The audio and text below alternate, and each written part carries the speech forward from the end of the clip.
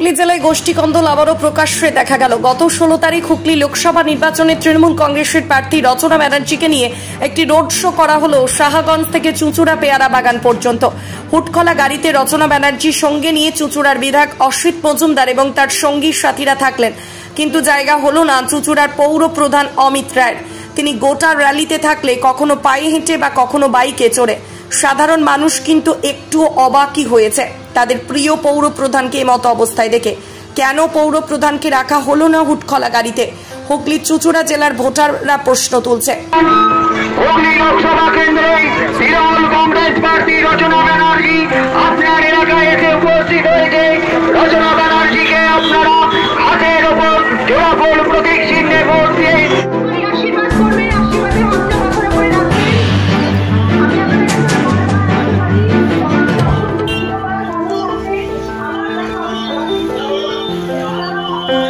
উনি তো 2019-এ জিতেছিলেন, উনি তো পার্লামেন্টে গেছিলেন।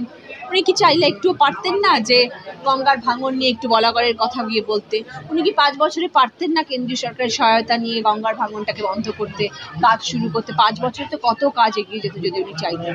কিন্তু আমি জানি না, উনি ওনার হয়তো কোনো দায়বদ্ধতা আছে, ওনার মধ্যে হয়তো কোনো সমস্যা আছে যেটার জন্য উনি হয়তো করতে পারছেন না বা করতে পারেননি। দেখুন, এখন যে করতে পারছে না তখন যে যারা কাজ করতে পারছে না তারা হয়তো অপর মানুষকে দোষারোপ করছেন। সেরকমভাবেই হয়ে আসছে, সেরকমভাবেই চলছে।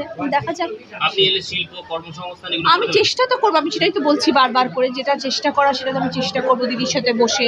দিদিও তো নিশ্চয়ই আমাদের উন্নয়ন চান, দিদি আমাদের বাংলার মুখ্যমন্ত্রী, তিনি এত কিছু প্রকল্প ভাবছেন, মানুষের জন্যই তো উনি ভাবছেন। তো ন্যাচারালি দিদির সাথে কথা বলে আমরা যদি সব জেলার কথাই দিদির মাথায় রয়েছে, আমি যেহেতু হুগলি জেলাতে রয়েছে, আমি হুগলি জেলা নিয়ে দিদির কাছে পৌঁছবো, অন্য প্রার্থীরা তাদের জেলা নিয়ে দিদির কাছে পৌঁছবেন। পৌঁছানোর ইচ্ছে আছে, দেখা যাক আমরা কতটা কি করতে পারি। মানুষের কাছে পৌঁছতে হবে, মানুষের কাছ থেকে জানতে হবে তাদের কি সমস্যা, কি কি তারা চাইছে, এবং সেইটা নিয়ে আমাদের এগোতে হবে। 4টে বিধানসভা আপনার পরে আছে, যেটা শোনা যাচ্ছে বা রাজনৈতিক মহলের ধারণা 4টে বিধানসভা আপনার পরে আছে। 2টো বিধানসভা আপনার গোষ্ঠীদ্বন্দ্ব বলুন বা সংগঠনের ক্ষেত্রে সমস্যা আছে, পাণ্ডু বা বলাগড়, কি বলবেন? যেটা নিয়ে অভিষেক বন্দ্যোপাধ্যায় বাধ্য হয়ে আসতে হয়েছে সিঙ্গুরে আলোচনা করতে নেতৃত্বের সঙ্গে। দেখুন, গোষ্ঠীদ্বন্দ্ব সর্ব জায়গায় আছে, আমি মানছি না যে নেই, সব জায়গায় আছে, আমাদের মধ্যেও আছে কিছু না কিছু। দেখো, সবার সঙ্গে তো সবার একরকম মানুষ তো আমরা নই, সবার সাথে কিছু না কিছু কারো সমস্যা থাকতেই পারে, হতেই পারে, হয়তো হচ্ছে সেটা।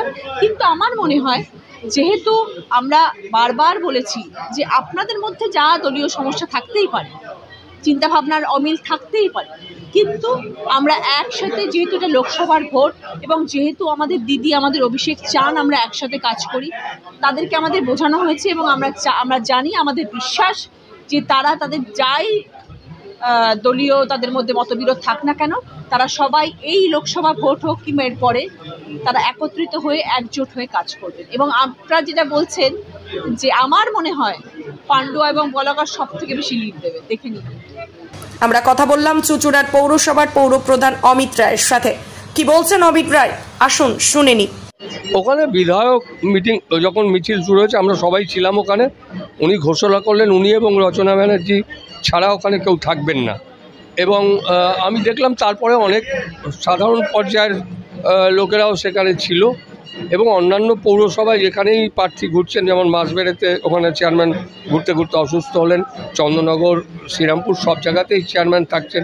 আমি জানি না কোনো অজ্ঞাত কারণে এটা প্রতিবন্ধকতা তৈরি করা হচ্ছে, কিন্তু আমরা দলের প্রথম থেকে কর্মী, 72 সালে আমি পদে এসেছি, 69 সাল থেকে আমরা দল করি।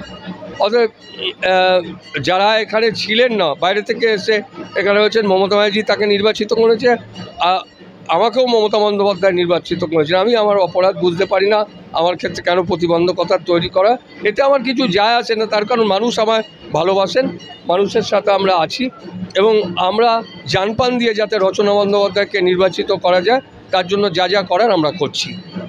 আমি জানতে চাইব যে আপনি যেমন একনিষ্ঠ কর্মী, সেগুলো দলের এতটা দায়িত্ব পালন করেন, দলকে জানিয়েছেন এই বিষয়টা? দল জানে, সমস্ত কিছু দল জানে, টাইম টু টাইম আমরা দলের কাছে সব কিছু জানিয়ে দিচ্ছি। তার মানে মনে হয় কি যে আজকে যে লড়াইটা, মানে কোথাও কি এরকম যদি পরিস্থিতি হয় তা তো লবিবাজি কোথাও যেন ওপেন পরিষ্কার চলে আসবে। জানি না এটা কি ব্যাপার, আমি লববাজিতে বিশ্বাস করি না। আমি খোলামনেই সব কিছু সবসময় চিরজীবন রাজনীতি করেছি, খোলামনে ন্যায় এবং সততার সঙ্গে করে যাব এবং প্রার্থীর জন্য যতটুকু যান প্রাণ বিসর্জন দিয়ে তাকে নির্বাচিত করার জন্য যা করার আমরা করছি। মানে আজকে কত কি অপমানিত বোধ করলেন? অপমান দলের জন্য অপমানের আবার কি আছে? আমরা সামনে গেছি, পেছনে গেছি, এতে কি আর আছে? এখানে প্রার্থী শেষ কথা। প্রার্থী মানুষের কাছে আশীর্বাদ চাইছেন, মানুষ আশীর্বাদ করছেন। আমরা সঙ্গে থেকে তো নিজের গুরুত্ব বানানো ছাড়া আর কিছু মনে হয় না। আমার গুরুত্বটা এখানে বিষয় নয়, প্রার্থীর গুরুত্বটাই এখানে বিষয়। লড়াই কি তাহলে যেখানে মন খারাপ হলে কি লড়াইটাকে অ্যাজ ইট ইজ দিয়ে যাবেন? হ্যাঁ, মন খারাপের কিছু নেই, আমরা সব কিছুতেই অভ্যস্ত। হ্যাঁ, মানুষ তো আমায় ভালোবাসেন, কে কি ব্যক্তিগত স্বার্থে করলেন তাতে আমার কিছু যায় আসে না।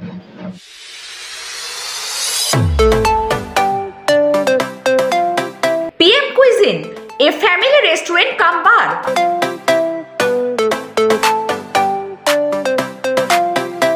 কল্যাণী, কাঁচরাপাড়া ও ব্যারাকপুর শিল্পাঞ্চলে এই প্রথম শান্ত সুস্থ বাতাবরণে পরিবারের সাথে আসুন।